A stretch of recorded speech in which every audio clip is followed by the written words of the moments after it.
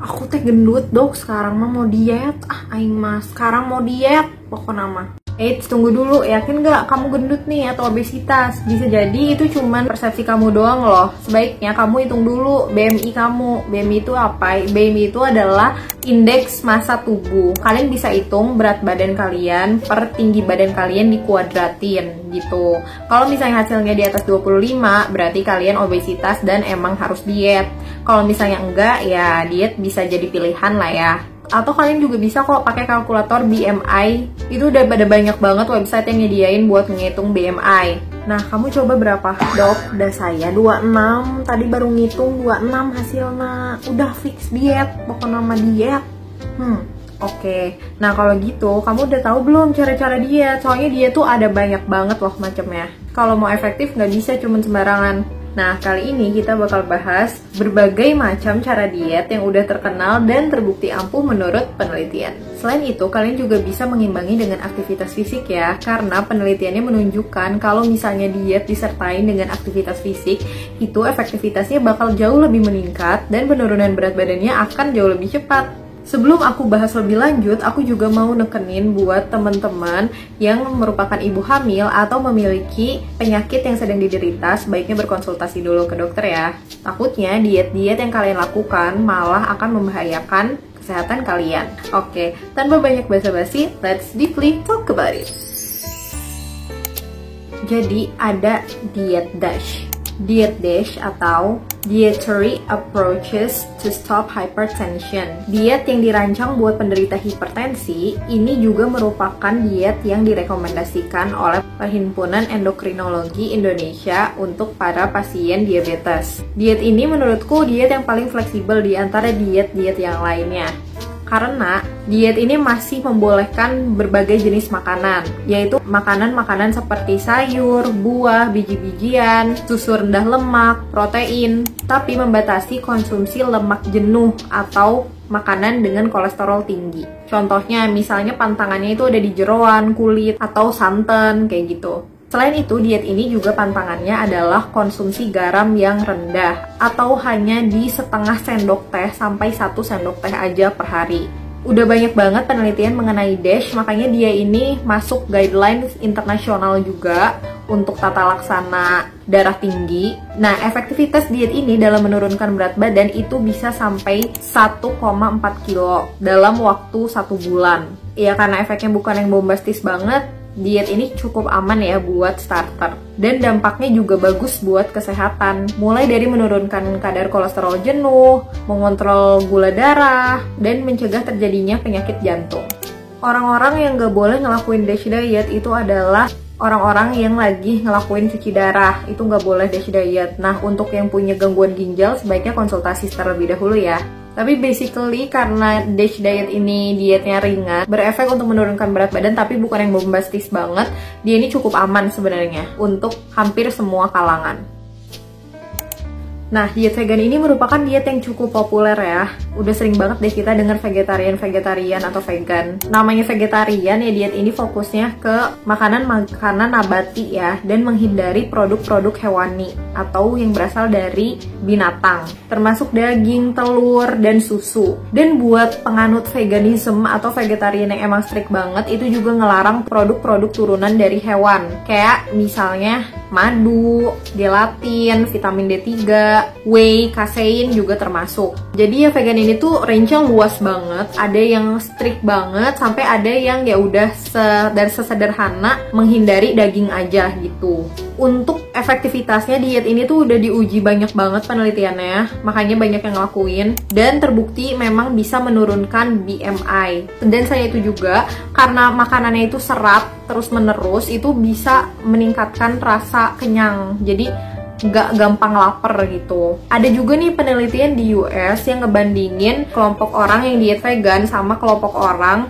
yang ngebatasin jumlah kalori. Dalam waktu 18 minggu, orang-orang yang diet vegan ini rata-rata penurunan berat badannya itu jauh lebih banyak ya, berarti lebih banyak 4,9 kilo. daripada orang-orang, kelompok orang ini yang cuman diet kalori aja guys. Oh udah fix dok yang ini aja atuhnya. Cuman kekurangannya itu karena dia kan pantangannya produk hewani, sedangkan produk hewani ini tuh banyak manfaatnya juga buat tubuh gitu. Jadi sayangnya orang-orang yang ngelakuin diet ini tuh nggak akan bisa mendapatkan nutrisi-nutrisi tersebut. Kayak misalnya vitamin B12, zat besi, zinc, kalsium, vitamin D, iodin, dan omega 3 fatty acids. Nah itu bisa nggak dapet. Makanya diet ini tidak direkomendasikan untuk ibu hamil, menyusui, dan orang-orang dengan defisiensi nutrisi. Ini diet karbo, intinya diet ini membatasi konsumsi karbohidrat hanya di kisaran 20-150 gram aja sehari. Nah kenapa harus dibatasi? Kan sumber energi itu bukan cuma dari karbohidrat aja ya, bisa lemak, bisa protein. Nah, fungsinya biar tubuh itu ngebakar cadangan energi yang ada selain dari karbohidrat buat jadi sumber energi. Enaknya dari diet karbo ini, dia ngebebasin kamu buat makan apa aja selain dari karbohidrat. Diet ini juga udah terbukti banget efektif, ada banyak penelitiannya. Dan diet ini juga terbukti bisa nurunin lemak perut kayak gitu. Selain itu ada juga nih penelitian yang ngebandingin diet ini sama diet yang ngebatasin jumlah kalori sehari. Dan terbukti kalau misalnya diet karbo ini 2 kali bahkan lebih efektif daripada nurunin kalori. Karena ternyata diet ini juga bakal nurunin nafsu makan, sama kayak diet vegan tadi. Tapi kekurangan dari diet ini, kalau misalnya yang ngelakuin diet ini itu nggak ada kontrol sama konsumsi lemak jahat, dia bisa nyebabin lemak jahat yang terlampau tinggi di dalam tubuh atau terjadinya kolesterol. Karena tadi kan dia nggak ngebatasin ya konsumsi dari lemak-lemakan. Atau mungkin juga terjadi ketoasidosis non-diabetikum, yaitu kondisi ketika tubuh ini membakar terlalu banyak energi sehingga kadar keton di dalam tubuh itu menjadi terlalu tinggi. Ini biasanya kejadian ke orang-orang yang malah nggak konsumsi karbo sama sekali. Padahal kan tadi sebenarnya karbo masih dibutuhin ya, cuman kisarannya emang jauh lebih rendah daripada biasanya. Orang-orang yang nggak boleh ngelakuin diet ini itu adalah orang-orang dengan gangguan liver, pankreas, tiroid, sistem urin, dan metabolisme ya guys. Nah, jadi diet Dukan ini merupakan diet tinggi protein tapi rendah karbohidrat. Diet ini tuh ada 4 fase, 2 fase buat nurunin berat badan, nah 2 fasenya lagi itu buat mempertahankan berat badan yang udah diturunin. Nah, fase pertama ini adalah fase attack. Jadi di fase ini tuh harus konsumsi protein murni, kayak misalnya protein hewani. Jadi bener-bener cuman protein aja, dan protein ini dia bisa nembulin efek kenyang. Nah, fase ini tuh dijalanin 1-7 hari. Masuk fase kedua. Fase kedua ini namanya fase cruise. Nah, tadi kan fase pertama dia cuma boleh makan protein hewani atau protein murni.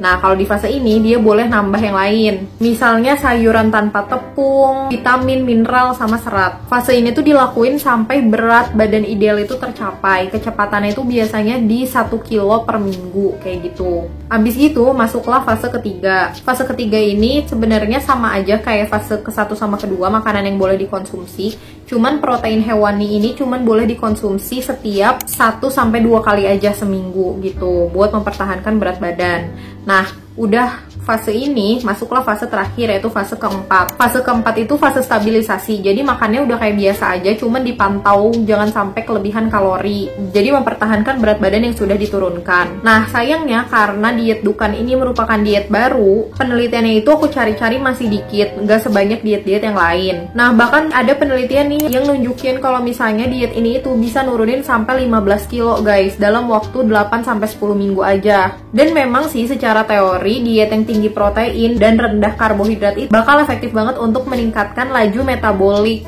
dan meningkatkan juga hormon yang membuat kita kenyang. Nah, kekurangannya diet ini karena penelitiannya dikit banget, ada nih beberapa penelitian yang nunjukin kalau misalnya diet ini tuh nggak baik dilakuin dalam jangka waktu yang panjang karena bisa nyebabin gagal ginjal, gangguan liver, osteoporosis, bahkan sampai gangguan jantung. Oleh karena itu harus hati-hati banget guys. Dan kalau misalnya mau melakukan diet ini sebaiknya konsultasi ke dokter dulu ya.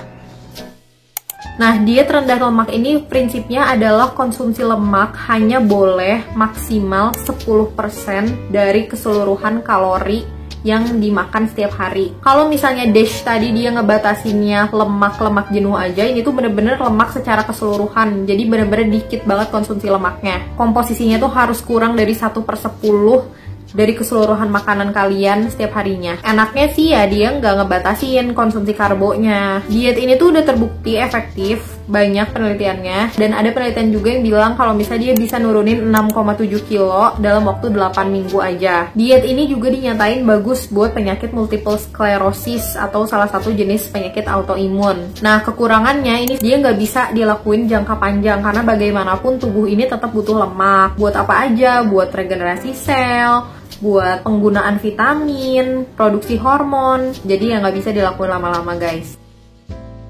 Nah, diet Atkins ini tuh prinsipnya sama kayak diet karbo tadi. Boleh makan apa aja, yang penting karbonya sedikit. Cuman yang ngebedain diet Atkins sama diet karbo, diet Atkins ini tuh kebagi jadi 4 fase. Di fase pertama itu konsumsi gula atau karbohidrat itu dibatasin cuman 20 gram per hari. Makanan yang dianjurkan itu adalah makanan yang tinggi lemak dan tinggi protein. Nah, fase kedua ini membolehkan konsumsi karbohidrat sehat. Kalau fase pertama tadi 2 minggu, fase kedua ini dilakuin sampai berat badan ideal ditambah 4,5 kilo. Nah, karbo apa aja yang dibolehin di fase kedua? Karbonya itu bisa dari buah-buahan, sayur-sayuran, kentang, gandum utuh, terus beras coklat kayak gitu. Terus kita masuk ke fase ketiga. Fase ketiga ini tuh berlangsung selama 1 bulan setelah fase kedua. Nah, di fase ini tuh karbohidratnya boleh ditingkatin ditambah 10 gram dari yang sebelumnya. Tapi tetap ya karbohidratnya ini tuh cuman boleh dari sayur-sayuran dan buah-buahan yang mengandung zat tepung atau pati dan gandum utuh aja. Nah, akhirnya masuklah ke fase keempat. Fase keempat ini tuh ya fase stabilisasi. Bener-bener mempertahankan berat badan yang udah dicapai. Nah, diet ini tuh udah banyak banget penelitian yang bilang kalau misalnya diet ini bagus dan efektif menurunkan berat badan secara cepat, dan bahkan banyak penelitian yang bilang kalau misalnya diet ini itu lebih bagus daripada diet rendah lemak. Sayangnya diet ini tuh nggak bisa diterapkan di semua kalangan. Kayak misalnya orang-orang dengan diabetes itu harus hati-hati banget, harus konsultasi terlebih dahulu sama dokter. Penderita penyakit ginjal, ibu hamil, dan ibu menyusui tidak direkomendasikan untuk melakukan diet Atkins. Terus selanjutnya ada diet zone. Nah, diet zone ini merupakan diet yang prinsipnya itu menghindari makanan yang indeks glikemiknya itu tinggi. Indeks glikemik itu apa? Indeks glikemik itu adalah prediksi kenaikan gula darah apabila makanan tersebut dikonsumsi gitu. Nah, selain menghindari makanan yang indeks glikemiknya tinggi, cara diet ini tuh adalah dengan 1/3 makanan yang dikonsumsi itu adalah makanan yang tinggi protein. Sedangkan 2/3 makanan yang dikonsumsi itu adalah buah-buahan, sayur-sayuran yang udah diberikan lemak. Nah, lemaknya itu lemak baik ya, kayak misalnya olive oil atau enggak ditambahin alpukat. Diet ini terbukti buat nurunin berat badan. Cuman sama kayak DASH diet, dia ini nggak terlalu efektif kalau misalnya dibandingin sama diet-diet lain. Nah, tapi karena targetnya itu adalah menghindari makanan dengan indeks glikemik, otomatis diet ini tuh bagus buat ngontrol gula di dalam darah dan juga menjaga keseimbangan hormon. Terakhir, diet ini tuh diet favorit aku karena aku sendiri tuh udah ngelakuin ini kayak 2 tahun 3 tahunan dan emang efektif banget. Prinsip dari diet ini tuh ngemanfaatin irama sirkadian. Buat yang belum tahu, irama sirkadian ini adalah irama tubuh dalam melakukan aktivitas-aktivitas tertentu. Misalnya kayak tidur.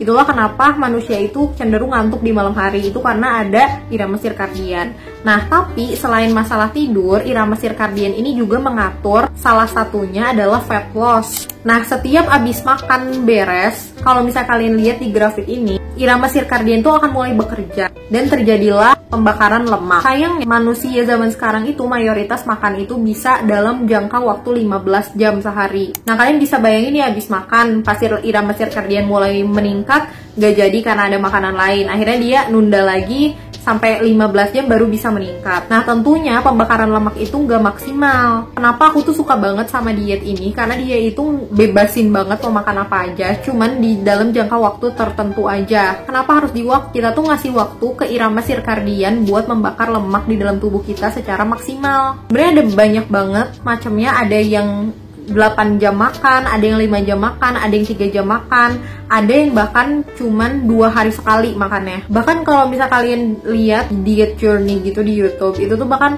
banyak yang sampai 5 hari gak makan. Tapi kalau misalnya mau coba sampai se-ekstrim ganti hari baru makan, kalian harus konsultasi dulu ya ke dokter. Nah, tapi diet circadian ini tuh nggak ada pantangan minuman ya. Jadi tetap minum air putih. Dan kalau buat yang muslim itu bisa sekalian puasa sih sebenarnya. Lah emang bisa ya dilakuin, ya bisa aja, karena sebenarnya kalau misalnya kalian ngelihat dari manusia zaman dulu, mereka itu nggak makan setiap hari guys, mereka makan ketika ada buruan. Dan memang udah terbukti juga oleh penelitian secara efektivitas itu sangat efektif guys, penelitian udah banyak banget. Dan di aku sendiri, aku tuh ngelakuin yang 3 jam itu tuh bisa turun sampai 1 kilo setiap minggunya. Selain nurunin berat badan, yang namanya puasa ini dia juga punya segudang manfaat, mulai dari regenerasi sel, ekspresi gen, ningkatin hormon pertumbuhan, bahkan bisa nyegah Alzheimer sama kanker segala.